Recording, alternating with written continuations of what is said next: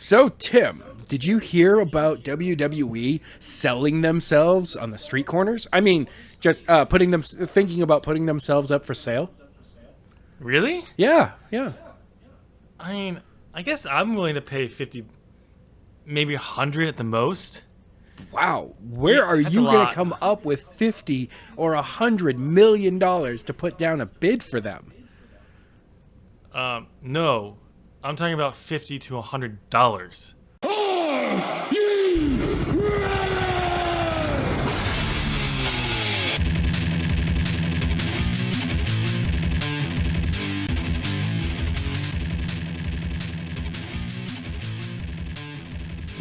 Ladies and gentlemen, welcome. It's time for As the Buckle Turns. My name is Adam. I'm Tim. And this week we've got some stories to go over and a lot of things to complain about probably. And like last week, because this is still in this quarantine state, Yeah. nothing's really going on. Nope. So, Adam and I were bashing about something earlier. And I'm like, you know what? Where's my notes? I got it. We're going to design our own wrestling game. All right. That's going to be an interesting thing that's going to happen later. But first off, let's go ahead. We got some good news. Good news in the world of Twitter and wrestling, the wrestling Twitterverse. Paige reached out and helped a bunch of people. Yes, I saw that on Twitter. She got up and it said, what's people going on? What's your biggest struggles? And people were just saying, like, not having money to get groceries, pay rent, and all that. Mm-hmm. And then all of a sudden she responds to these people asking, I can't remember the name of the program. Basically, it's a money sending program, so you can send money to people. Okay. And so she's like, oh, what's your details? And she sent them money to Wow. help them. And she did this for many people. And there's actually people who were posting photos of, like, her groceries in her trunk. And it's like, I had more than enough to buy food for our pets as well. Thank you. Like, That's awesome. it's a really great thing. The downside is, among all this generosity from Paige, was some douchebag saying, Paige, don't send them money. A lot of these people just got money from the government. Like, they're conning you. It's like, and her response though, so this guy's being a douchebag saying they got money, so they're just trying to get more money. Like, and her response is basically, shut the fuck up. Yeah. In the nicest way possible. Where she when- basically says, Yeah. oh, go ahead. For me, when you have the means to help people, Yeah. people. You know, if I can't go out of my way to, help you with something, I'm not going to, I'm never going to put strings attached to it. I'm just going to be like, if I've got it, I'm like, all right, what do you need? Yeah. But yeah, it's true. I understand that there were people who got this thing, but it doesn't mean that money was enough Right. for those. It doesn't. So the Maybe fact she was that willing money will to- help them for the next 2 to 3 weeks. Yeah. So the fact that she was willing to do this because she's in a state where she made lots of money. Yeah. Not like she's like $100, like she has tons of money, but more than enough money that she can give a few $100 to 15, 20 people Yeah. to help them out is a great thing. And the fact that she shut him up in the nicest way possible is basically saying, well, if I have the means and I can help, why shouldn't I? Yeah. So, and the fact that they were responding and showing pictures or things of what they were able to do with the money shows that people weren't conning her. Right. And the fact that the person had to spell this out just shows you the lack of confidence in humanity. Yeah. But also, here's my thing is, if you're going to accuse other people of something, it means it's something you would do. Yeah, it means that at some point you've actually thought about doing it. Thought about doing it, or if you had if you thought about it, Yeah. it's something you would do. So when you basically accuse your opponent Or in a debate, or you're the one who actually does it. Yeah, or they've been burned by someone doing that to them at one point. Mm-hmm. And it's like, just because So it's happened to you doesn't mean that everyone does that. no, and I do think as someone from Paige, she should be keeping cautious of that, and I'm pretty sure she was. That's Oh, yeah. why she just said, "What can I do? What do you need?" And she was sending him only a few, like maybe 100, 200, $300. Don't know for a fact how much she sent to anyone. It's just that she's helping out, Yeah. but she's not giving them like thousands of dollars. No. And still a great thing. She didn't have to do that. I'm glad that So she didn't why you put have the to- strings attached to that 25,000 she sent to me. I'm really, really happy. I mean, what? Yeah, so it's just like, it's just one of those things where why you have to rain on the parade. She's doing something good. Right. And now you're going to be like, no, just no. Yeah. Especially, I'll say this, especially for Paige, where the internet, she constantly accuses the internet of hating her, which she's not necessarily wrong. No. There's always going to be someone that has to hate on someone else for Not just on some reason. someone else, but or someone who apparently has to hate on Paige, apparently. Because Of course. she's Because, well, Paige. it's Paige. she's not blonde, that's why. Yeah, and why. she's pale. All right. We've got the ratings for the Wednesday Night Wars. They're in. AEW, once again, has a win.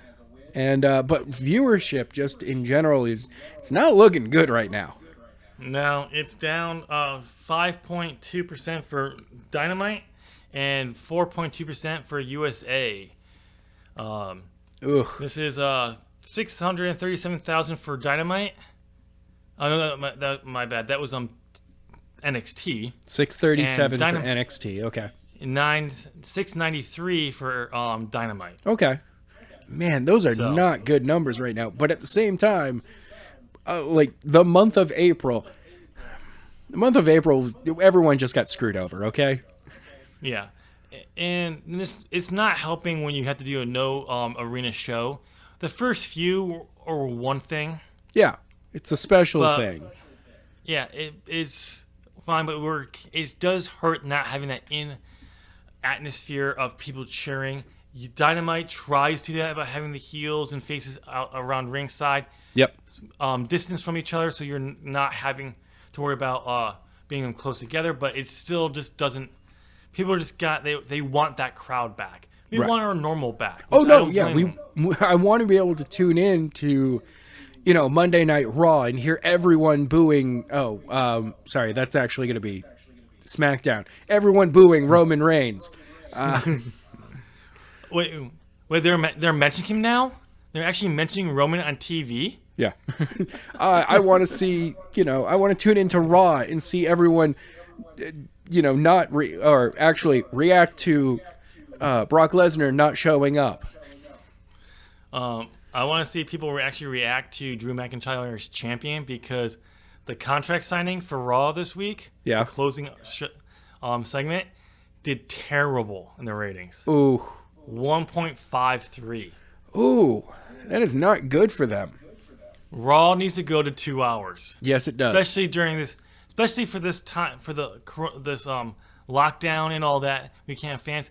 2 hours, you'll be solid. 2 hours works for that type of program beautifully. Yeah. So hopefully we do know Dynamite is going live starting next week. Okay. A lot of the talent did go into lockdown for the 2 weeks so they could come into the state of Florida to do that. They are doing screenings before you can come into the building. They're planning for. So they're taking advantage of it being essential business, which I can't blame them after the a month off. Yeah. But at the same time, they are definitely taking care of their talent. But yeah, it'll be interesting to see how the live versions of Dynamite go versus the taped that we've had. Right. Because NXT is going to be going back to tapings, I think, next week. Of course they are. So it'll be interesting to see how the dynamic of the ratings change. Well, next because week. during this, there was 1 or 2 weeks that NXT actually won in the ratings. Yes. So it'll be interesting to see how this goes forward. Yeah. But hopefully, I mean, yes, I want to go back to normal, but we gotta make sure it's no longer be the case. We can actually keep this virus thing down. Yes. And we're not there yet, but there are people in this country who are idiots who don't give a fuck. But I know. let's move on. Let's move on. All right. So speaking of idiots, though. Yeah. No. We have a new person released from WWE. This person is Curtis Axel, the former WWE Intercontinental Champion and Tag Team Champion. Yeah. It is unclear if he was released part of new cost-saving measures, because there has been a rumor going around on the internet that WWE is open to grant the release of any talent outside of their top tier, right, who want out. So it's not sure if he asked for it or he's being released. More releases are coming, or this is the one that was released as part of Black Wednesday. Yeah, and it's just getting out now because there's apparently a lot of people who were released who still haven't been announced, been announced publicly by WWE. So we had to go off by that talent announcing it. Yeah. So we don't know, but it'll be interesting. Honestly, I'm surprised that he wasn't one of the names, part of one of the first names announced during Black Wednesday. Same here. I think he's grown as a talent by far. It's just WWE doesn't know how to use him. No, for me, he kind of falls into the same category as like Joey Mercury. Just like somebody who probably would have been, if we weren't in our situation now, would have been with the company for a long time, but would have been like, everyone would be like, oh, I forgot he still works for them. Yeah. that type of thing. Yeah, it'll be interesting to see now that he's going to be released, what he can do on the independent scene. Yeah. I think a perfect spot for him is Impact.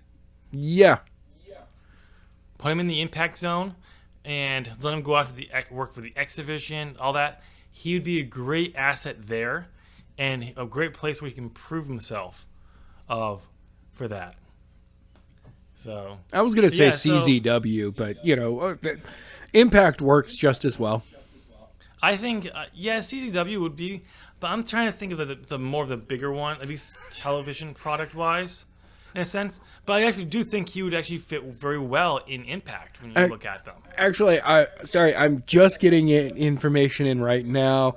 Curtis Axel has been signed by Lucha Underground for their 5th season. That doesn't Production exist. will start. Yes, what's that, Teresa? Soon? Okay, yes. Production's going to start soon. Maybe Nua should pick him up. We're still having a tough time with Hurt Calkins and Sheath Hader. They still haven't signed their contracts yet. Oh God! Why are they asking when they're actually going to get paid? No. They're saying that they deserve to have a championship title match immediately because of where they came from. Are they going to get it? No, not at all. Sorry, it's just not going to happen. Oh, by the way, next week, this week on Slammin' Saturdays, the Zob Club will be defending their titles against Sheath Hader, and Hurt Calkins. Cock and Sheath. God, but yeah. Wow. Oh, I love that. All right. Next up, we've got the TNT Championship, man. TNT Championship. Yes, we have the finals. And we know the final matchup, and it is not exactly what I predicted. Damn it! It's not Darby Allin. No, it's Cody versus Lance Archer. Damn it! And I was like, way to spoil your own tournament, guys. You know how it was spoiled? How? You knew how this was going to be the finals? Because no one else in the brackets across the board, like when you go to the column A and column B brackets, no one else had a storyline going into it that could lead to those two fighting. Only Cody and Lance Archer had that. So it was very clear who was going to be in the finals. Yeah, that's kind of true. And I was hoping that they would actually use this as a swerve. See, the better swerve would have been them having all of these promos of, Jake Roberts talking about Lance Archer directly to Cody over and over and over again. And Cody gets taken out in the first round. Yeah. Like, that would have been the biggest swerve. But, I'm still not disappointed with Cody versus Lance. I feel bad for Cody, though. He's going to die here. Just like his brother did last night. Yeah. Rest in peace, Rhodes brothers. I mean, I'm to the point where I'm just like, you don't need... Cody will probably end up with the belt. They may put Lance over him and all that. I'm probably sure that will probably be what will happen. They'll put Lance over on this one. Here's the thing, though. Lance is just coming in. We don't know how over he is because we don't have fans in there to gauge it, really. So if you put your belt on, your new championship belt on him, and then we go back to live crowds and he's not getting really good reactions, you just buried your new championship. Whatever. If you put it on Cody, you just put it on an established star that just like, no, that was not the purpose of this belt. This belt was for the mid-card, people who need to be fighting for something, like Darby Allin. Right. And no, it should have been Darby and Lance in the finals, with Darby getting an upset victory over Lance Archer. And that would have been a great way to establish your new championship. I'd go with Darby losing, honestly. No, because my point is this: you're putting it on you bring this belt in for people in the mid card, people who have been there, who needs him to fight. Lance is new. You don't know how his reactions are going to be after all of his matches so far because of no live crowds. You do know how Darby gets a reaction. That's the one you put the belt on because you know. Doesn't mean Lance Archer can't be your next champion after that. No, he can't. He can't be the next champion because he's been in the finals. And you do not allow the second person in the tournament who lost the finals to be the second champion. We're done with that. That's the trope, though. Dude, that's the trope. That's the trope. You have to do it. It's pro wrestling. They avoided that with the tag team division. They avoided that with the world title. Not the women's division. See, that's why the the TNT division, the TNT championship will be the other one to balance things out. No. Yes. Don't do it. That's why Lance is going to win it first, and then Darby's going to win it. No. Yeah. Well, it's fine. No, Darby can win it because he was in the finals. I know. Cody's going to lose, and then Cody's going to come back the moment that they have a crowd and win it. No. So it's just disappointing because that's my biggest pet peeve with AEW. I mean, get the people, like last week we talked about the TNT tournament where we booked our own tournament. Yeah. And how we wanted it. And here's the thing though, because they didn't have much talent available to them because of this, which is understandable. They did a very good job with it. But to go the predictable route when you have only one team feud cross the other thing that can meet in the championship, it was bad. You should have had more feuds building between like Darby and Kip Sabian. Yeah. And all these other ones you could have done. So it's like, oh, that could be your final. That could be your final. And actually, here's not only that, but you could also be pitching multiple of these guys against other people. So it's not like, oh, it's not just Lance Archer is going for Cody. He's picking beef with Darby as well. He's picking beef with Sammy Guevara. Exactly. It's like to give that like, okay, now you have multiple storylines crossing over. Which one are we gonna go with? I still would have picked Cody as the obvious one, but still, at least you have more options. It would be good. So, but I will be interested to see how this matchup goes. It will be at Double or Nothing. So, it will be interesting to see that. I'm just waiting. Here's my thing. I want to see the championship belt. I just want to know what the belt looks like. I want to see what it looks like. Please let it be better than the tag team belts. Please let it be better than the NWA North American title. Yes. But But my main thing is let it be better than the tag division, the tag team belts. Those belts have grown on me since, but every time I get a very clear view of them, I'm just like, they could have been so much better.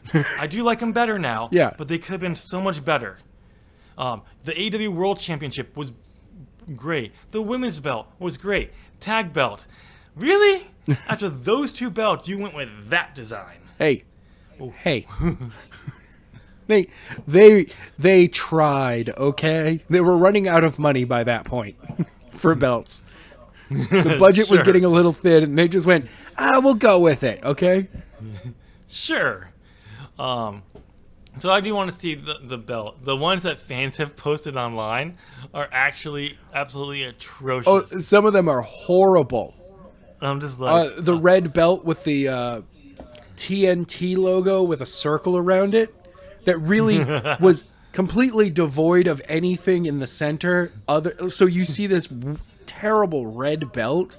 I was like, I'm sorry, I don't like colored. Like, there's one belt, like the strap itself, that's not black that I actually enjoyed.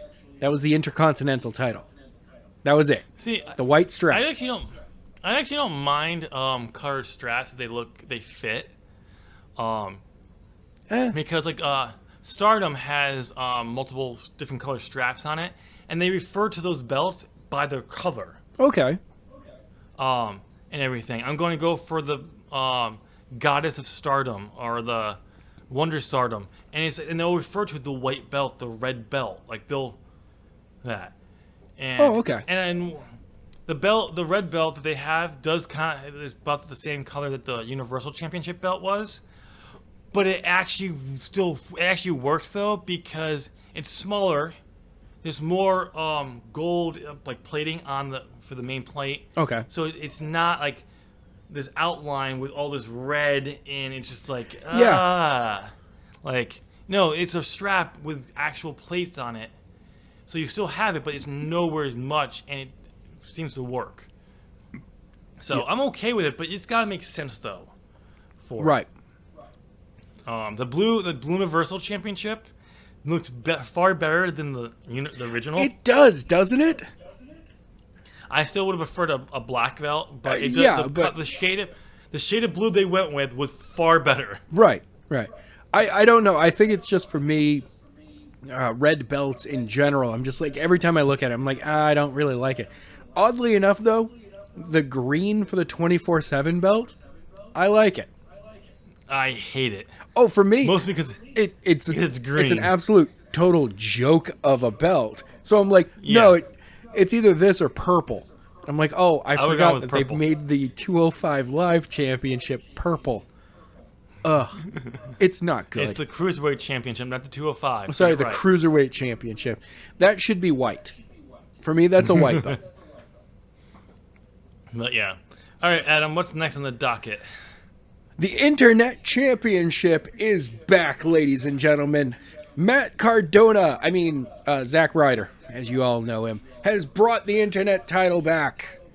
Yes, he is bringing it back. He's actually filed a trademark using the same lawyer that the Revival used. Oh, nice. Many AEW stars have used to file trademarks on that. And he's actually teased... a new championship belt last night. We're recording this on Thursday, so that would have been Wednesday. And he just showed like a bit of a plate. You don't get to see much detail on it. So it will be absolutely interesting to see what they do and the look of this belt when it's done. We will not get to see the formerly artist known as Zack Ryder and what his plans are fully going to be doing until July 15th, but he's definitely said that the Internet Championship is going to have some kind of play in there. Is he, because wasn't the original one like a crazy bright orange? No, the original Internet Championship was a foam belt, a WWE belt that he wrote tape or like Internet Champion. He then eventually made his own that's based off his kind of like his hair and glasses on it. Which wasn't too bad, but it was definitely like for the time when he actually made that, yes, it looked great. It was like, okay, it fit Zack Ryder perfectly. Oh, yeah. But I mean, it's definitely not the best looking belt, but it did fit what he was doing with his YouTube show. So it will be, again, interesting to see what the new character he's going to be going for and all of that once that happens. And I can't wait to see when he unveils the Internet Championship. I would love to see where, like, for a while, there's also another internet level championship belt that I would also like to see. It does already hit the rounds and has been defended in a couple of independent shows. And I want that belt is the H belt from Steven Larson. It's been defended a couple of times. Once in Japan. Like, the guys have no control over that belt now. Like, it's so weird. Like, they created this belt. They helped put it on their first champion. And from there, it has started traveling the world.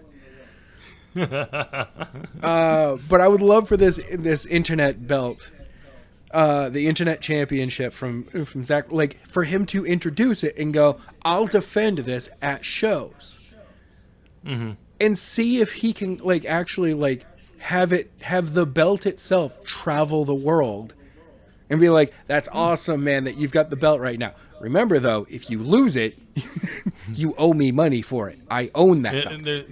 There's only one of them. There's not, like, multiple copies like companies have.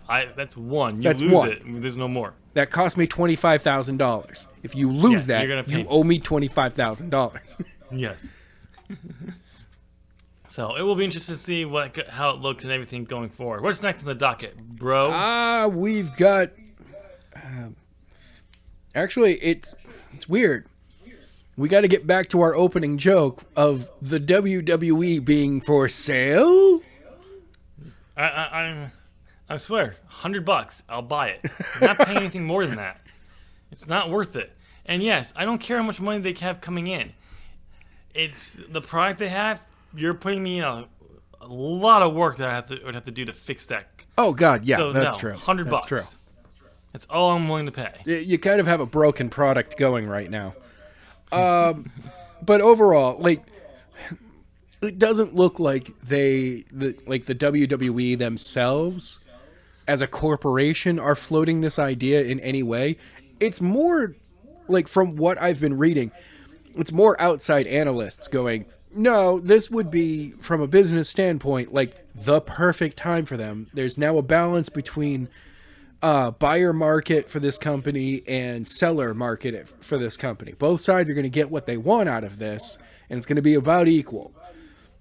While before, it was, ever since they filed to be a public company, it was always, if they sold, the people who would be selling the WWE would be making a way more than the company's actually worth.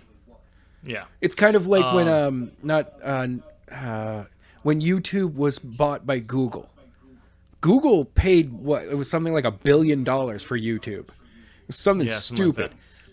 And then you looked at it, and within 5 years, it became this megalith. And you were like, and it was already... oh, they saw the trend 5 years before it actually was going to happen. And they knew that buying it then was the best for their buck. Well, on the other side, the seller's going, look, we've got a platform.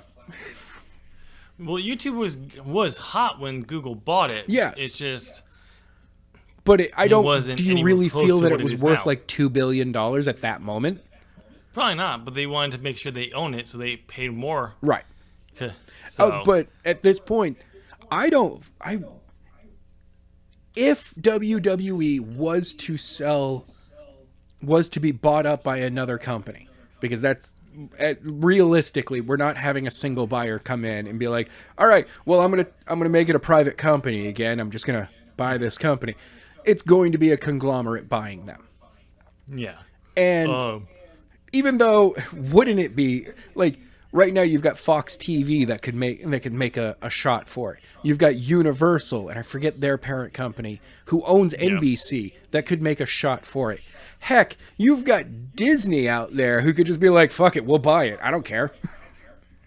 Disney would be probably the better one to keep it like a PG, Yes. true PG company, not this PG label that WWE has on it when it's truly a G company because Vince doesn't understand what Exactly. PG is anymore. Universal would probably be the better one because they could market it as more of like a PG-13, Right. TV-14, and truly be a TV-14. And really holding most of the true 14 end of things, like the most risque stuff, for the last hour, for the last half hour of the show. That's when you really ramp it up. Yeah, and you could do that. And let's be honest, Universal kind of has a stake in WWE already with they air Raw on USA Network. Yeah. Well, that's owned by NBC, which is owned by Universal, which is owned by another conglomerate, and I forget the name of that company. But that company is like insane. Like, okay, so to put things in perspective, Universal as a studio and as a company is probably the only company media-wise right now that can stand toe-to-toe money-wise with Disney. Yeah. Disney, though, is the top of their food chain. Universal still has one more person, like one more conglomerate above them that is worth, like, I believe 3 times what Disney is worth. When you take things into a worldwide market, yes. Yes. In the U.S., not so much. Oh, no. They're huge in Europe, North Africa, and India. Yeah. But yeah, it will be interesting to see if any truth comes to this because. Probably not. But with I'm sorry. Tim, hold on. This just in. Anthem has purchased the WWE. Out of left field, money. Fuck the Owl now becomes Thank You Owl. Fuck yeah, the owl. Fuck yeah. Now it's hashtag Fuck yeah, the Owl. Thank you for yeah, purchasing the WWE. Oh, sorry. What was that? Teresa, you've got more news? This just in. Ring of Honor has purchased Anthem. They now own all of wrestling. Ring of Honor out of nowhere, ladies and gentlemen. For nearly 20 years, they've just been hanging out in the background. Wait, hold on. Oh, you got something? Getting, Ring of Honor was just bought by this guy. For $100. Nope, $2. $2. They lost a bet. They made a bad investment in buying the WWE. They did not realize when they put the bid in for Anthem that what they were getting with it. Yeah. No, they lost a bet. I bet them something. I'm not allowed to disclose the bet. I was told them, dude, if you're so confident, if you lose, you gotta sell me Ring of Honor, WWE, and Anthem for $2. They said, deal. They lost. I now own them.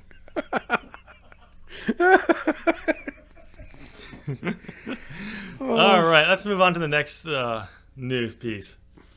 Well, we got to talk about a video game now. We both absolutely love to hate on the WWE 2K series. I still use it to run New England Wrestling Alliance. And I have my enjoy own it. on there. I haven't played it in a while, but yeah, it's not on YouTube.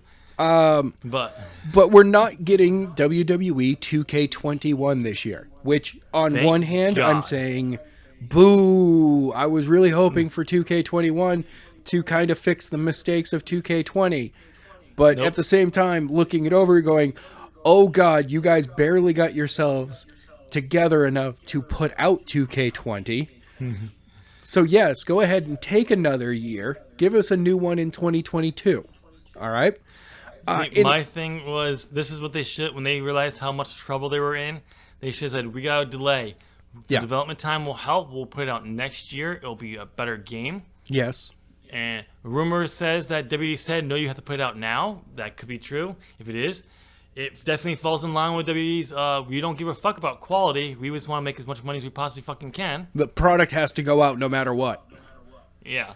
So it is good to see that they're actually taking a little bit more time to fix it. I did hear something read somewhere that they were actually going to take some time to really reflect on the mistakes of the past and really put out a focus on things.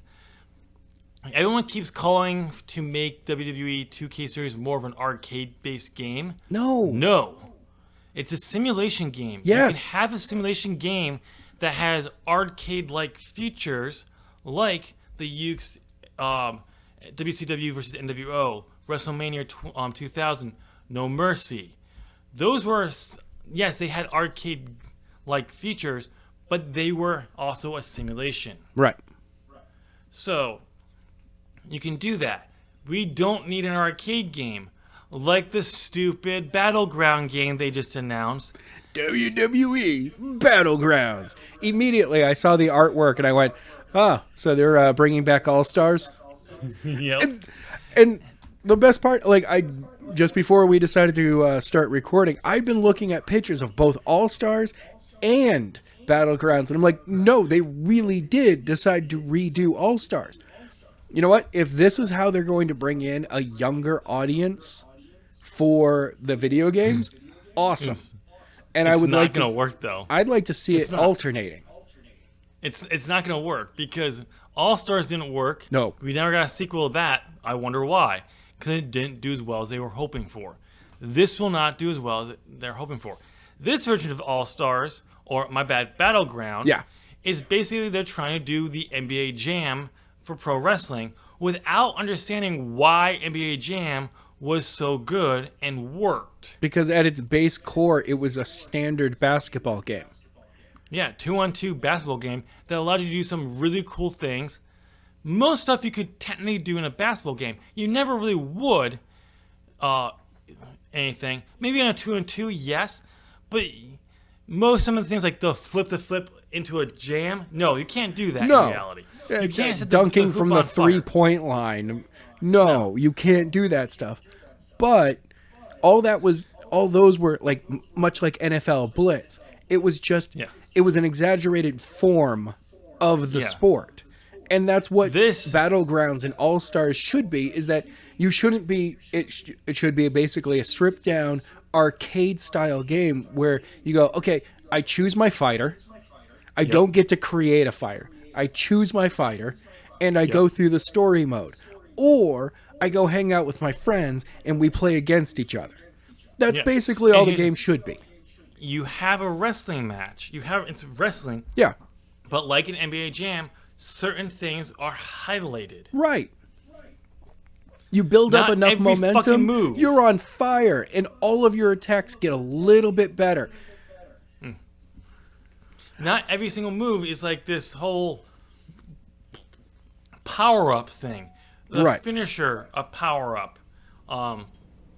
If you're you're getting multiple offense on and some bigger moves. You're on fire. Yes, you should get some little bit more, like a fire emoji so it does more damage. Like those little things, yes, that would work. Not every single move, and they bounce around because you powered up your fist and you hit Becky Lynch and she goes flying around. That's not what NBA Jam was. That's not what NFL Blitz was. That wasn't what the NHL version was, which I think it was NHL Hits. Yeah, I don't remember that one at all.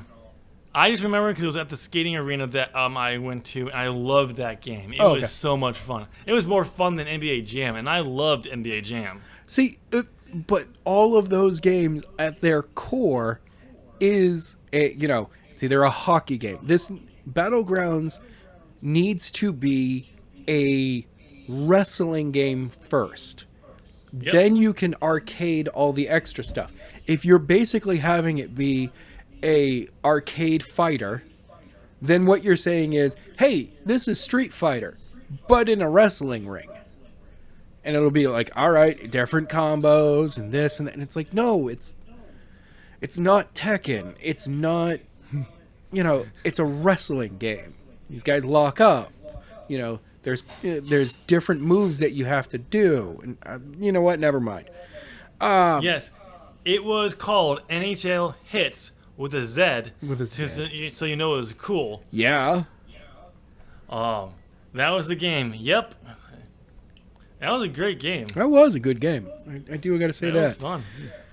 But we need to build our own game here because nobody else seems to understand how to make a wrestling game. And we're still waiting for whatever is going to come out for AEW. Honestly, though, yes, with how much that Kenny absolutely loves, like, video games. Yeah. Just having him on... look, I really, really enjoy the sim level of the WWE games. Yep. I love creating my own promo. I love running my own promo, my own promotion. I love creating wrestlers. Do I have time to every single year recreate these guys? No. Nope. Could I port them over? Please. That's the bare minimum that we should be able to do in a wrestling game these days. Yeah. And the fact that during it wasn't Hits, it was back in 2011 WWE released a new game. THQ released a game which was kind of like All Stars in a sense. Okay. Very cartoony bodies and everything. I rented the game, and one of the things you could do is you could import your character from SmackDown vs. Raw 2011. I'm like, that's cool. Yeah. What it did it do? It took my character, put it into the game as the character looked from WWE SmackDown vs. Raw 2011. So it was on the same engine. It was not the same engine. It looked so weird having my character versus this cartoony version of The Rock. Oh, okay. And I'm like, but that just shows you can import something from another game, but you've never put that feature into any of your other games, starting with THQ. What the fuck is going on? Yeah, I also got to say that unless they change the engine for the 2K series, you should be able to bring characters over. There might be a change in the way the polygons are set up, but due to a graphics upgrade. But if the engine itself is the same, there shouldn't be any change. Like, it should be easy. As long as it's linked to the same file name. Yeah. The same hairstyle is linked has the same name, even though it's been changed. Yeah, I mean, worst case scenario, polygons. they're like, oh, hey, not everything transferred over because it's not in this game this time. I'd be like, all right, now I got to change his hair. Whatever. But personally, everything should be in the past game should be in the new game. Should be. Just because it gives you more features. You're adding new hairstyles and new looks in the new game, but so you have more options. So you can still carry over. I understand, like, after like 2 or 3 games, if you remove a hairstyle, right, eventually, it makes sense. And if people have a hissy fit about it, well, that was 3 games ago. Yes. It was in all these other ones. Update your fucking hair. I'm sorry. Yes, basically. All right, so Adam, here's what we're gonna do. We're gonna build our game. Yes. We're gonna put. We'll start with our base ideas of what we want for a game, and we'll build our way up. Features that we want in it. Some of the DLC that we would want to include later on, as well as how we would go for future seasons, for it. So, my biggest thing is that I've wanted for a video game is a base game that you just constantly upgrade until you have to move to a new engine and you start over. Right. And that's been my thing I've been wanting because people will say it's not as much money you can make off of those type of games. If you do it right and you have enough content, which under WWE 2K, even under THQ, I've never had enough content to justify that. Yeah. But if you go with what something like GTA has done, yes, you'd have more than enough content to do this model and make it profitable. Right. Your first game should be your basic it should be setup. A full game. Basically, it should be kind of what the 2K series has been. They're like, hey, Yeah. here's all of this. Over the next, It, 6 years, we're gonna slowly add things. yeah. The base game must be a full-on game. Right. It cannot be this base game with barely anything in it just so we can get established and then you have to pay more. No. You get a full game with the base game. Right. Yes, maybe there's going to be some patches that will be need that will come in time to fix things. Features that people aren't liking, we can eventually remove and replace when we fix them, upgrade them, stuff like that. But that was my main thing. I wanted us to start off on that same page because I figured you'd agree. That same updated style. I want my entire game to be open world. Yes. You're going to be driving a vehicle in between venues. A map system would be kind of cool, I think. Where you can actually pick, like, if you wanted to have, because that's one of the things when we get to story mode. And all that. There's something I've had of some things there. Now, here's something that I've always liked. Do you remember? And have you ever been part of an E-Fed back in the early '90s? Oh, dude, I was part of an E-Fed back in the mid 2000s. Yes. Okay, so we should probably classify for our younger audience of 3 people. Yes, all 3 of you. What an E-Fed is. Because, so E-Wrestling or E-Fed Federation was an online wrestling. Basically, you'd go in. It was mostly used, you'd have a website in the 90s, late 90s, 2000s. Yep. Eventually, almost all progressed to a forum because you'd use forums. But I was part of the forum phase. I hated that when people only use forums. I wanted a website and use the forums for like the role playing, not your whole thing. It just pissed me off, and I never would join those. But anyway, so what you would do is you'd go to these feds, and most of the time, they were you could pick your favorite wrestler. If they were been established for a while, none of your favorite wrestlers were available. Right. Almost all of them always did. Very few did I find didn't allow for a custom. And there were some out there that were only custom based. You could not use any established stars. I was part of a custom only. Yeah, I've done both. I've actually had ones where you could be a WWE, a real talent basically, or you're custom. And I've also been only custom. Yeah, I would not play only natural base because I could not tell you what site it was at this point either. The forum doesn't exist anymore. I know that we would go to a site, but most of the time, if you were not part of a tournament, because tournaments that was your bread and butter, that was your day to day. If you weren't part of the tournament, you ended up having to go into the forum / chat room and try to basically find somebody who was near your level and in your promotion, because this was a tiered, like 6-tiered promotion type of thing. Wow. Like, it was really well thought out. I was like, oh, okay. That's cool. So the top promotion was the Champions League. Yep. And like those guys, because I was in the silver division, the bronze, silver, gold, it was and then something champion. The silver, finding people in silver that actually wanted to do a rando match, because the risk of doing a rando match is if you lost, it would actually hurt. Like you could drop down a level. Ooh. Yeah. So, the reason I bring up this E-Fed thing is because there were some really cool ideas in E-Feds that would fit perfectly into an actual video game. Okay, like what? So, one of the things I have on my notes that I wrote a while ago was one of the things that you could do is, like, everyone loves, like, the WWE Universe element. We do want GMs to actually be officially put into there, a more actual GM basis where you're covering the numbers. But what if you also had a feature where you could actually pick your character and be a certain character in a giant professional wrestling world where you'd sign with different companies? Oh. You'd work your way up. Like, there actually was a number of different, much like GTA Online.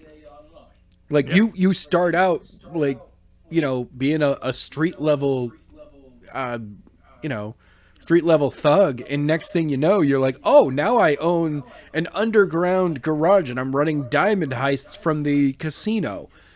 You know, Yeah. like what you do is you start off and they're like, no, welcome to BCW. Yeah. You know, Like, you can become one our of the things where- champion. There will be other promotions approaching you. There are multiple paths that you can go to get to the top. Yep. And of course, part it's a this thing is, like, WWE game, so the top will be WWE. well, no, this is not a WWE game. This is our game. So we Oh, can this make is our whatever game. we So, want. yes.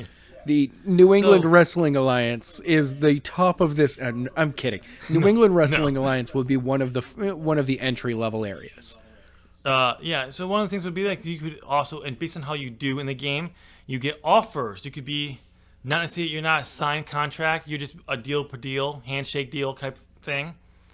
And then as you do well, people draw attention to you. You can move to bigger companies. Still handshake deals. Maybe you then get signed. You can work your way up, and you can be winning these championships, allowing for storylines within these companies, what they can do. So when you move on to other companies, you can always come back to them. You can really have almost a role-playing type element where, like, let's say you want to get to the championship, but what if you want your character to go, they're on the way up, but you want them to have a big fall? Like, Yeah. you could do a lot of things where you could, like, they have to, before they get there, they fall and they have to come back down to humble roots. And you could do those things within this larger game. It just makes the replay value so much more.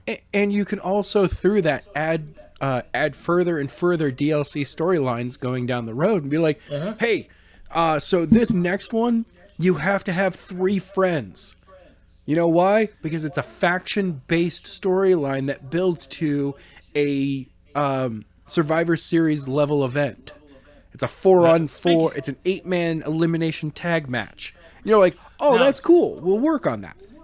Now, funny thing you say about storylines, because something that always pissed me off about wrestling games, there is no storyline system in any game. No. Now, what do I mean by that? I mean, like, how many times have we seen The Rock and Triple H face each other?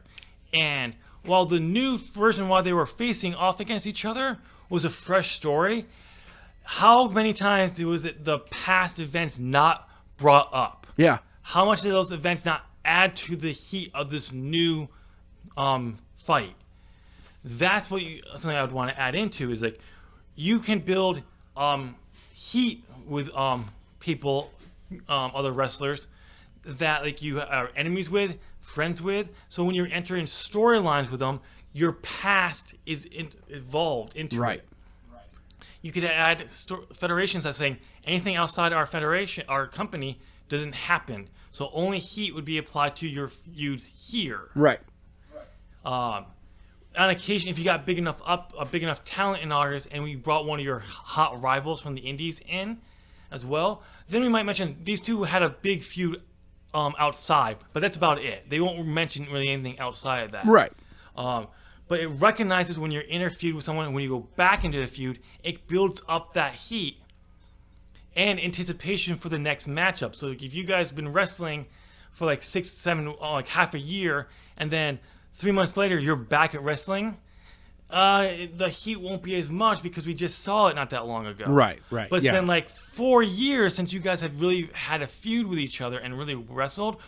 And the last feud you had 4 years ago was a huge, heated and super popular. Now you get even a double boost because it's been so long. We want this. Exactly. Like you could have these elements. Another thing, this kind of goes along with this, but it mostly goes a little something separate. Is I want a goddamn pop meter. Yes. Fucking pop meter. I'm sick and tired of you are rated 50 in WWE 2K and you walk out. It's the Or same BAM! level pop for everyone. No, I want a pop meter or a heat meter based on what you do. And I'd like you can to build- also quickly, I'd like to be able to manually change that. That way, if you have a story-driven moment where you're like, no matter what, I need this guy to get no reaction. Yeah. You can always tweak these things. Like you Yeah. can in the options, you can tweak how balanced it is if you want. If you I want want to turn create it a off and say, finisher. we'll get there. Yeah, We'll yeah. get there. But if there's pop meter, like you can go in and turn in, you could edit your character and say, no, I want this person to get maximum heat, even though he's not there yet. You could turn that off and mainly give your characters the heat you want. Because we could create our own level of Roman Reigns-esque, John Cena-esque booing for winning. Yep.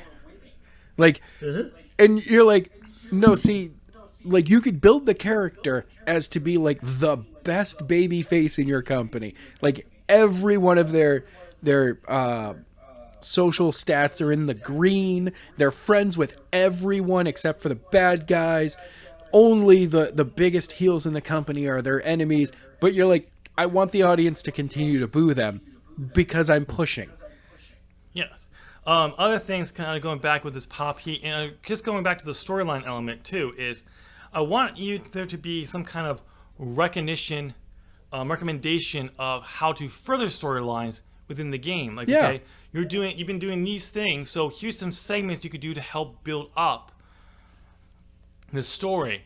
Instead of having to pick, you'd have tons of options, not just a goddamn in-ring promo where someone can interrupt you, or these cutscenes that randomly happen that you don't really get to have any say over. Oh man, I remember the old games where you got a ton of random cutscenes that you were like, okay, that's cool that The Rock is in the house. He's not booked for anything tonight, so Yeah. cool. Like bringing back the story mode element they had years ago, where you could build your own storylines and you could pick from these segments. Yeah. But you could do that normally. But like having it actually recommends angles to help make your story hotter based on what you're doing. Also, you could pick different types of sports products you want if you develop your own company. And most importantly, keeps track of your win-loss record and a streak Thank you. that can Thank be you. incorporated into your actual segments. Like this guy is undefeated. This guy hasn't won a match in 156 matches. Sorry, Curtis Axel. Not Curtis Axel, Kurt Hawkins. Yeah. Also, what if you, in the middle of your game, your character changes their look? Ooh, we haven't really been using them? Well, they changed their look. Let's push them now. Well, let's give them a new push because they've changed something. Yeah, for me, having the win-loss record for each of your promotions wrestlers would be super helpful, because here I am about to go into week number 43 of my promotion. It should be week 44, but that's neither here nor there right now. Or it's 40. Yeah, I don't know. Somewhere around there. And it's Blood Feud 4. That's the pay-per-view that's happening. Hopefully it will go up tomorrow. Oh, I hope things work out. But I had to manually go through every one of the shows and add up their win-loss record. Do you understand how boring my life has been during this quarantine? I'm not going insane. I'm filling time at this point. I'm that kind of person who the win-loss record is so important to me. I don't have to ever go through anything to figure it out. I'm keeping track of it as it's happening. See, I just thought about doing that, okay? I know. It just occurred to me because I had a weird stat kind of show up in front of me, and I was like, the Reaper has never won a match against the Llama. That's weird. So yes, I can understand that being something that doesn't you never thought about before. But you're also talking to the guy who's been tracking wrestling results since 2008 from a video game and doing that for fun. So this whole thing of wait, you just figured that out? I've been doing it for over a decade. Yeah, I know. Getting stuff. So I know, I just gave you an Excel sheet so you could keep track of it better last week. So, but I still haven't added in my that. numbers to that yet. But it's something that it helps. Adam, you mentioned you wanted to create a finisher. Why don't you tell me what some of the things that you want for that? Okay, so I don't remember what year it was, but there was 2015. I know that there was one year that it was a really good creative finisher. Yeah, that was back in THQ days. Okay. They never had one for 2K. Okay. And I remember it because I think it was 2008. Like 2009? everything Oh, flowed. Like when you put it all together, it flowed. Yeah, 2009. Because 2010. Was it 2010? No, I think it was 2010. 2009. 2011 took this one out. I created a finisher, though I could never create the finisher I wanted to in any game, which pissed me off. We'll get to that in a minute. But I was just putting different random things there, and I created this finisher that I called the Original Sin. It's a power bomb. You pick them up into like the last ride, Yep. but you flip them over and you went into a neck breaker, and it connected. The next year when I tried to do that, and every year since, I've tried to create this in their creative finishers. Couldn't do it. What happens is you pick them up, you drop them, and then go into the swinging neck breaker. And I was like, no, that is not the fucking... Anyone who No. would do that in an actual wrestling match would be stupid Yeah, and laughed at by the the way audience. it's supposed to work is that they get lifted up into the last ride. Basically, the person taking it has to take a lean forward Yep. as their hips get thrown out. Yep. And then you catch their... Basically, you catch them in basically an RKO, but you're Yeah. twisting...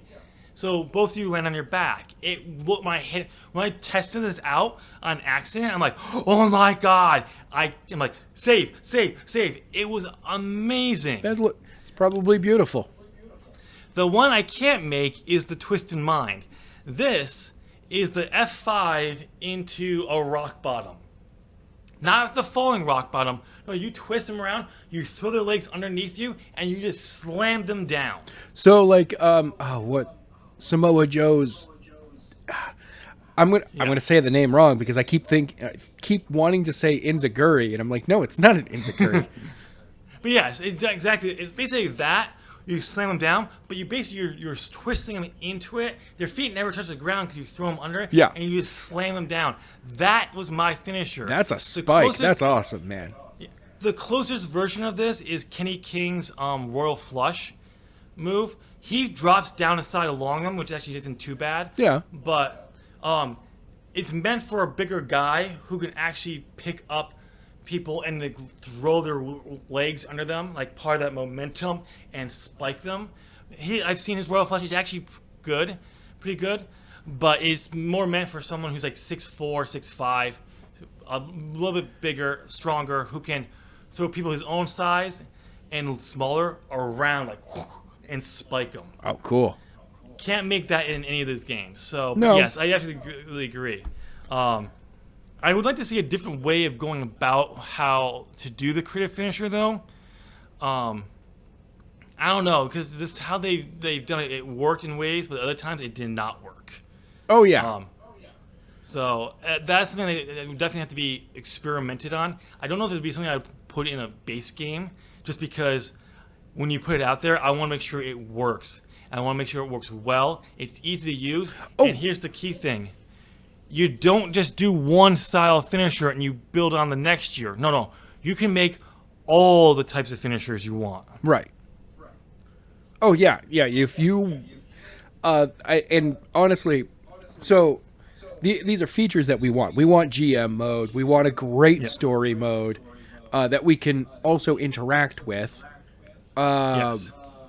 An online mode that is basically a separate story, but not you can choose your own path. Like there's your job there in that is to work your way through the federations, and also see, it promotes competition. Well, yeah, that's the other thing. Like, basically, that whole story mode, like the EFED element I told you about, basically you put that online as well. Yeah. Where you can go as an individual wrestler, or you can have your own company. If you have a TV show and you have it on a certain time frame, you can actually put it up and get ratings based on the other performances. Yep. How your matches play out, your booking. If you have actual wrestlers who are playing those cards, how the matches played out. Did they work together? Or did someone just say, I got to win and I'm just going to beat you down? That hurts your ratings. You could also team up with your friends in online mode and become a faction. Yep. And maybe it'd be a lot of different things. you guys completely Basically- take over a federation. Basically, the whole idea would be is you could take the individual mode that you can do yourself, or you can play with friends, not online, Right. but also have it online where you can play with multiple people, inspire competition, and really have an online feel to it. Is what from there. One thing I definitely want from this is I want a logo designer. Don't get me wrong. I love the fact that 2K has that upload image. Yes. Because that solves a lot of the issues I've had in the past. Because most people, when they added a logo designer in the game, was terrible to use. Oh, it was like, very difficult, especially if you were on console. yeah. I want to keep that same element where you can upload your own images, but I do want a logo designer in game that's easy to use, and you can come up with some pretty unique elements. Oh yeah, definitely. I also want a championship, design your own championship, where you're not locked into your own plates. Like the custom plate, like the Yeah, no. plates Everything is fully can just- customizable. you can go and make design using something like a logo designer to design a shape of a plate, and then you can save that and you can use that in your design. Right. There. Also, being able to take multiple design plates, put them together to merge them into a new design. Exactly. That would be cool. Really having customizable things. Another key thing for me, Wrestling Alliance. This is Factions. having alliances, factions, not just factions, but alliances in companies. Oh, This would probably fall more in line with online play than anything else. right. But you can still figure out a way to do them in single mode without being online. A good developmental brands you could do. And here's the other key thing: online and in story mode, company mergers. Oh, that would be cool. Here's another thing. Here's a few of the last things on my long-term plans thing I had from these ideas. I want a design merch option. Okay. Or they actually had this in, I think, 2K 19, 20? No, 18. 18. Where, like, when 17 or 18. I don't know because I didn't really ever play the 17 19. it did have. You could track your merch Yeah. sales. You pretty much had to every month had to redesign your T-shirt. Yeah, or it your was sales went down. like within 3 weeks you had to have a new shirt out there, otherwise it would immediately just be dropping off. Which does make sense because in markets it's similar, but it dropped way too much. Way too fast. Okay, I especially thought it was crazy when you were champion, the Yep. hottest thing in the company, and your merch sales would go from like 30 million, because it would give you like a ridiculous number at first, down to like $11 within Yeah. 6 weeks. And I'm like, what the hell? Did everyone just go, oh, we all bought it in the first day. You've got nothing. We all bought it then. It's like, well, okay, but No. the shirt cost $24. How did I earn 11? Yeah. So the design, it's another design and merch thing where like you could it's not just one shirt. You can design a bunch of different things. Yeah. And if you wear it and it shows up on TV or something like that, that shirt will spike in sales. Yes. Now, everything, but your merch wouldn't, if you didn't wear it, doesn't sell well, it will still sell, but if you wear it on TV, it goes up. You get a It's one bonus. of those little things. I also want a storyline generator and creator where you can create your own storylines. Put them out there for other people to apply. You can designate them to certain characters if you're doing like WWE, like if this was a WWE game, which it's not, but like just assuming if it was, Yep. you could say, no, this storyline is for these two characters only. You can't change them out. Then you have other ones where it can be open to anyone. Right. And then I also want a ranking system. I want rankings based on your wins and losses in the company, overall in wrestling in general, Yep. and I want goals. I want to be able to have characters you can give your character goals like Yes. I want to be first ballot Hall of Famer after I retire.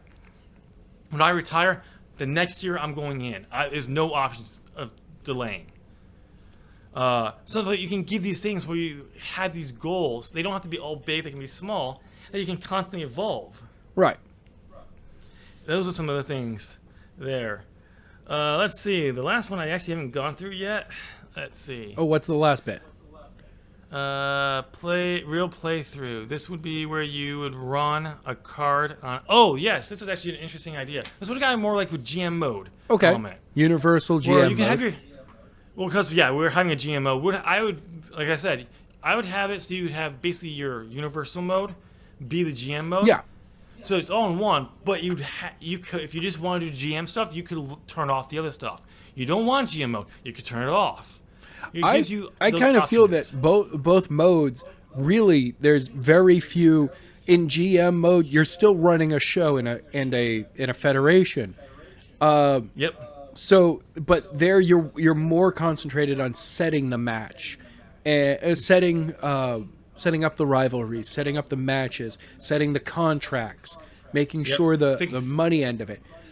And Universal is more, okay, these are the characters you have in here. Yep. How are you playing? Having fun. Yeah. So also the GM mode, you could you're seeing who's catching fire, who's not. Yes. Is there someone you really want to push because you like them for whatever reason? Yeah. And shove them down the fan's throat. So they get booed. So that's something like that. But here's something I thought would always be kind of interesting. An option that you could turn on or off where you would you'd set your fed up where if let's say you have one television show, you can only play that show on that day. So, and you'd have a real life calendar, not this bullshit 4-week calendar that WWE 2K has. Yeah. It's a real calendar. So if you have Mondays, it's your TV show. You can book it ahead of time. You can't play it until that day. Okay, that's kind of mean. No. This is an option because it okay. allows you to play real life. Okay, an option to be basically it's going, hey, you want to play GM mode? That's really cool. How about we play it hardcore? Yeah, it's basically saying no, you're gonna. So if your next show is May 2nd, you play May 2nd card on May 2nd. Yep. If you don't, you still can play it another time, but you can't play it before then. You can put house shows in there. You can still do a lot of these things, but it's designed to be a real life where you're doing it on that day.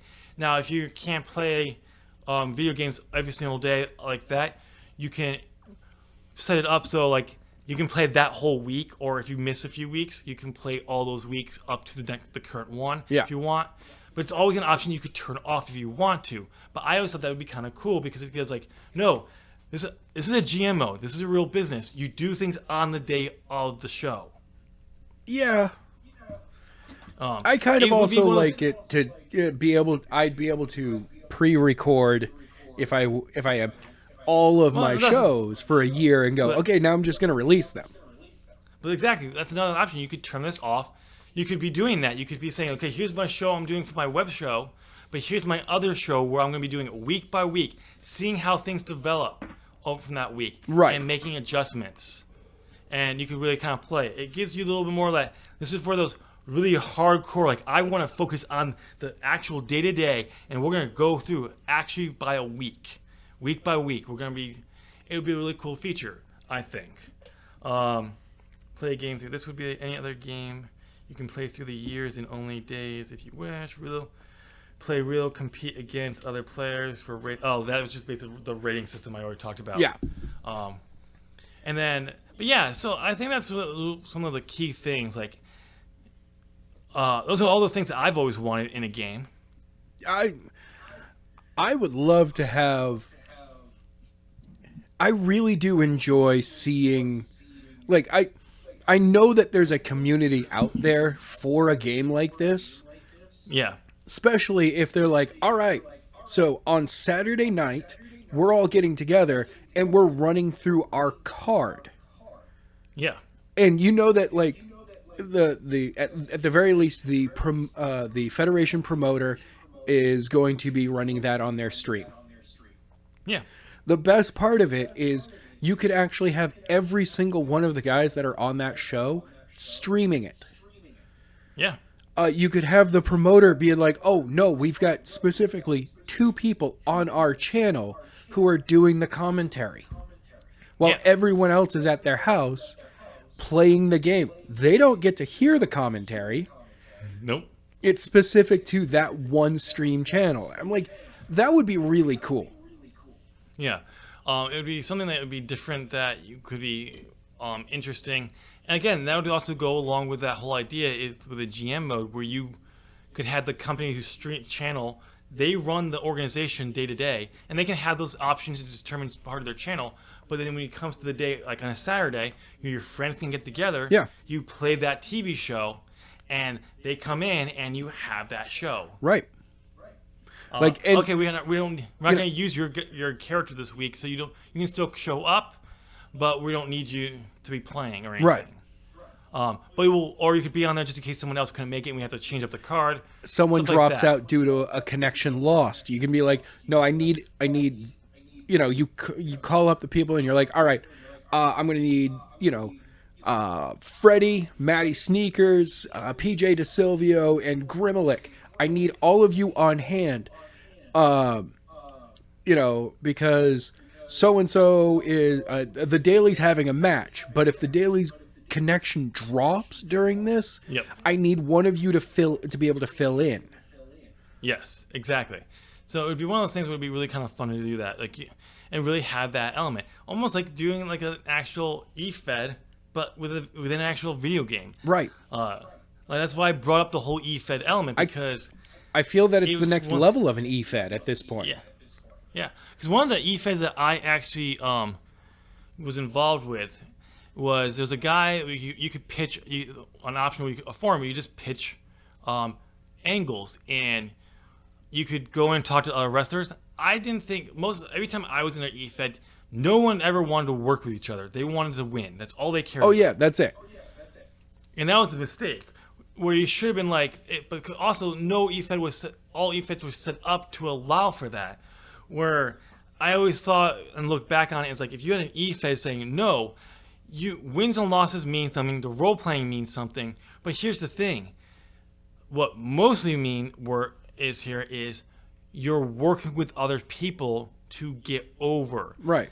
It's about the story. It doesn't matter if your character takes a loss here. Yes, it does affect them in a sense, but here's the thing. You're working out interesting stories to tell over a period of weeks.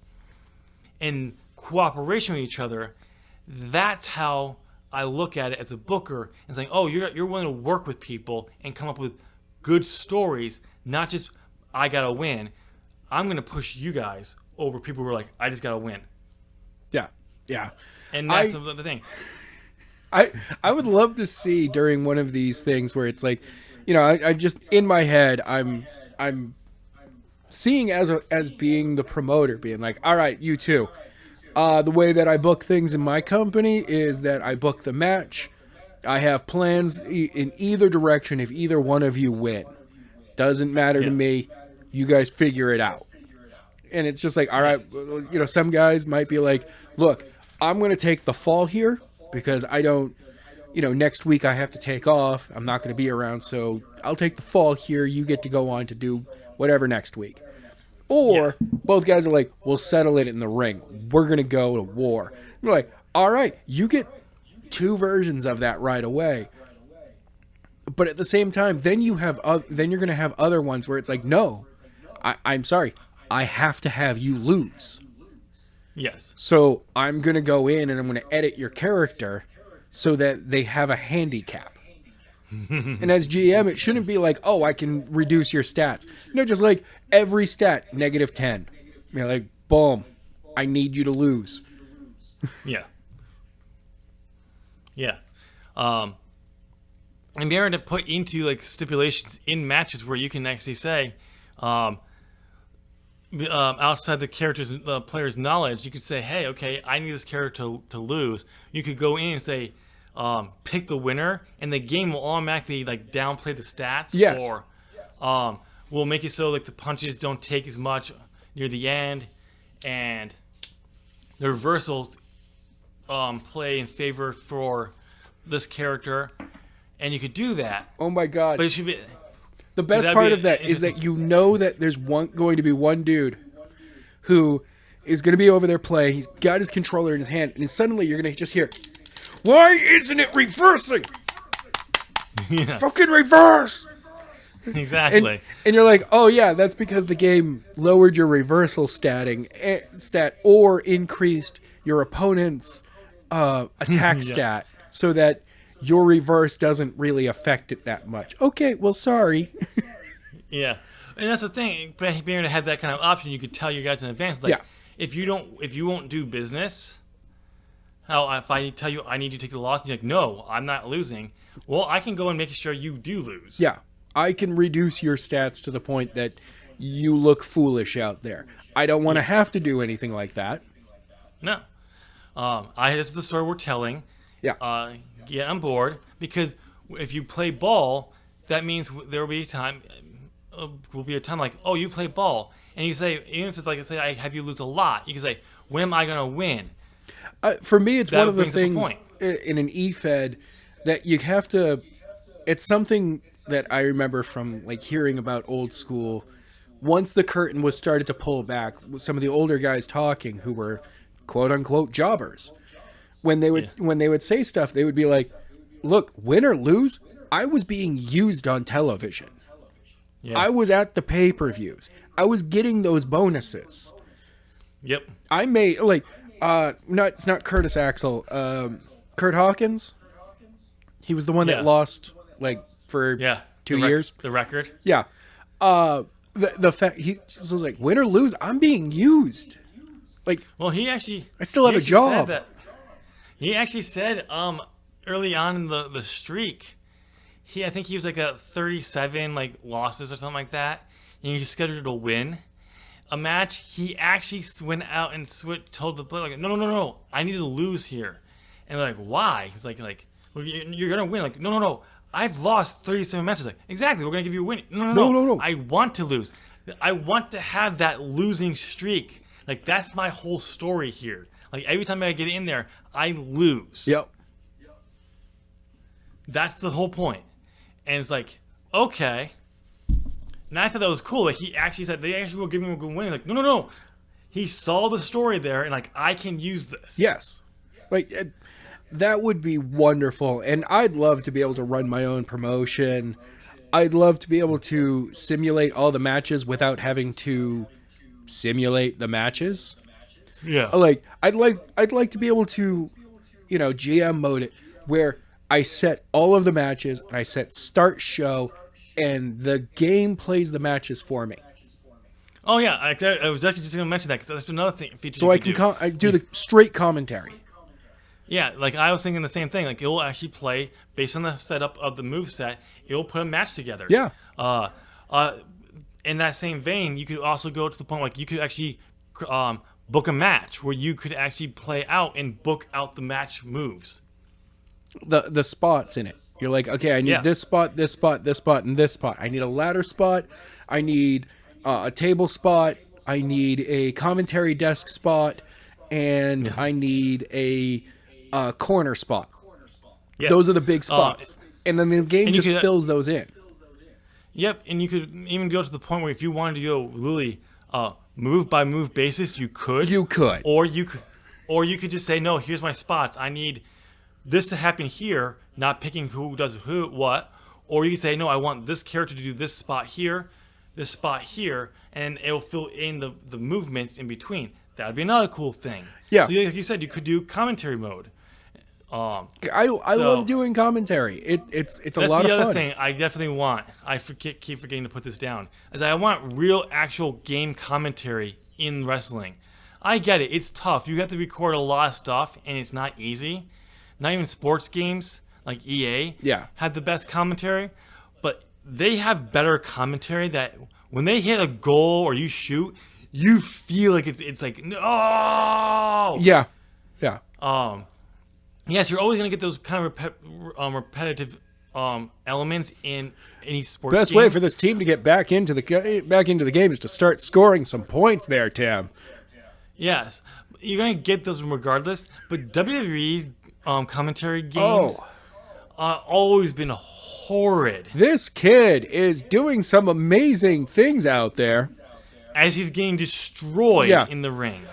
I've Really- had that happen so many times. I'm really hoping that this kid's going to be able to turn things around and pull out a win here, as you've been dominating the match completely.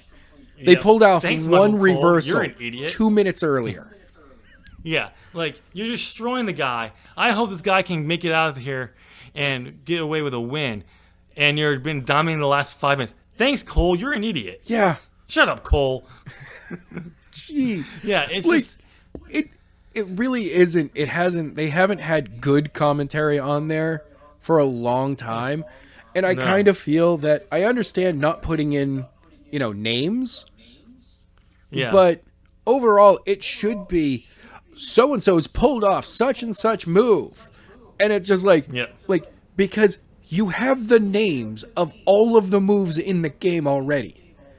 Yeah. Honestly, it shouldn't be that difficult to ask Michael Cole and all of those guys to take a day, since Yeah. they only work. Well, Michael Cole works twice a week, Well, he actually has a bigger role overall, but still. but as a commentator, take another day, take a couple of days, over a month, and record him saying each one of Yeah. the moves. You had the announcer go through every single computation for the championships. Yes. You have them go through all the names of the characters. You can give your create a character. Do it for the moveset. It just, yeah. The It's tiger just one of out those there things. is pulling off a suplex. Yes, it may for a little while until you get the AI rhythm on putting the words together correctly. Mm-hmm. Like, once you get that rhythm down, at first it'll just be like, the Scorpion grabs his opponent and pulls off a neck breaker. See, here's the thing: that when you listen to the commentary, the announcers when they call them, they do it flows really well. Yeah. So, except for when tag team matches, it says the champions, blah blah blah, and they're coming down, and then you get in the ring, and they're doing the square off, and they repeat it again. Yes. Then they go to their opponents, and they repeat the champion's name again, not the opponents. No. I was Hey, like, oh my sometimes they God. completely forget that that the opponents are there. It's all about the champions, man. All about the champions. So it's definitely one of those things, but But we all right, are and we'll very wrap this interested up. in creating a very heavy sim wrestling game. One thing I would think would be interesting to add in before we wrap this all up is you could definitely adding in arcade elements to the game that you could turn on or off. Oh, yeah. And then they've shown you can do it with the big head Yeah, in 2K19. I think is the dumbest thing on the face of the planet. it's stupid. But it's stupid, but some people like that. Hey, Putting more stuff like that, like you could do like animations where you turn on more of an arcade mode to the game, where you could do more of an NBA Jam type element. Right. Would be Another So- game style that they should probably look at regarding how heavy of sim, personally, I would like to see them go to car racing games. yeah. How I can see heavy that like you get to talk about tuning like the suspension like of every like you get to tune everything on that car on a car in some of these, in Forza, in Yeah. I don't remember some of the other Project Cars, Dirt series, but like they get really heavily into the sim of this game. And I'd like to see a wrestling game that just goes, no, we're going 100% on sim. We're going there. And again, you put those things in there so the hardcore people who want them can do it, but it's always turned. You can turn it off. Yeah. So you, those who don't want to do it. I mean, It's how you build a multi-level game. yeah. And it's something that WWE hasn't done really ever. No. I mean, No Mercy, yes, was one of those games that you could do a lot of stuff with it. You just keep playing. That's almost over 2 decades ago, almost. Yeah, pretty much. And then you have Here Comes the Pain, or it didn't have a lot. It was one of the better games of the SmackDown series. But that was like the last really good game. So, all right, Adam, we're gonna end it here because Well, I gotta let everybody know that the next pay-per-view for New England Wrestling Alliance is tomorrow. What's that, Adam? I'm sorry, we can't hear you. Can you please pick up? Oh, we're running out of time. We're gonna end it here. Blood Feud 4. We don't have a subtitle on Blood Feud 4 at this time. Blood Feud 4 is coming to you guys as soon as it possibly can, hopefully tomorrow. And it's going to be a crazy show. We got 8 matches on the card. Hold on really quickly. I have your, what you should call it. What? You should say, Blood Feud 4. Insert tag here. Blah, blah, feud, blah. Okay, there we go. Yeah. Blood Feud 4. Blah, blah, feud, blah, blah. There we go. There you go. Actually, I like that one. We've got, oh man, we've got a triple threat match for the, well, I mean, there's 3 belts on the line on this one. We've got the Big Ham belt, the Universal Championship, and the NUA Championship all on the line. We've got the Llama, Biff Striker, and Uncle Freddy in there. I wonder how Biff and Freddy are going to either work together or work against each other, and whether or not they'll team up against the Llama and punt him out of there. Then we've also got the New England Wrestling Alliance Tag Team Championship. It's a rematch between Zop Club and Woo World Order. Zop Club came out on top last time. I wonder if Woo World Order will be able to win back their belts, or will Zop Club continue on being champions? A couple of other tag team matches. Oh, and of course, at every pay-per-view, we have the Chowda Championship 6-man Elimination Chamber match. We've got Dragon walking in as the champion.